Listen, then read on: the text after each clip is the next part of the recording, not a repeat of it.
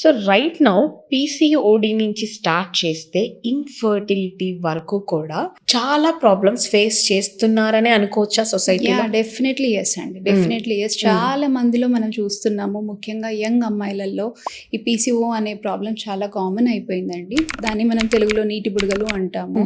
So వీళ్ళలో ఏంటి అంటే హార్మోనల్ ఇంబ్యాలెన్స్ అనేది వచ్చేస్తుంది అనమాట. Could be mostly due to life style అవ్వనివ్వండి, లేకపోతే వెయిట్ గెయిన్ కానివ్వండి, లేకపోతే సెడెంటరీ కానివ్వండి, చాలా వరకు జెనెటిక్ కూడా అయి ఉండొచ్చు. అండ్ వీటి వల్ల ఏమవుతుంది అంటే పీరియడ్స్ ఇర్రెగ్యులర్ అయిపోతున్నాయి. పీరియడ్స్ ఇర్రెగ్యులర్ అయిపోవడం ఒకటే కాకుండా ఇది ఏమైపోయింది అని అంటే ఒక రకమైన మల్టిపుల్ మెటబాలిక్ డిజార్డర్స్కి దారి తీస్తుంది.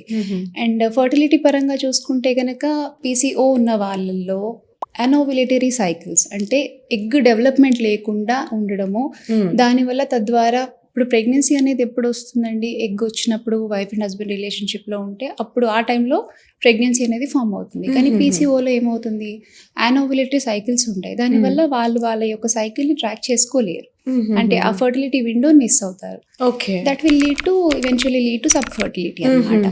అండ్ అదే కాకుండా multiple endocrine disorders like diabetes కానివ్వండి, తర్వాత ఫ్యూచర్లో హార్ట్ డిసీజ్ రిస్క్ కానివ్వండి, అది పెరుగుతుంది.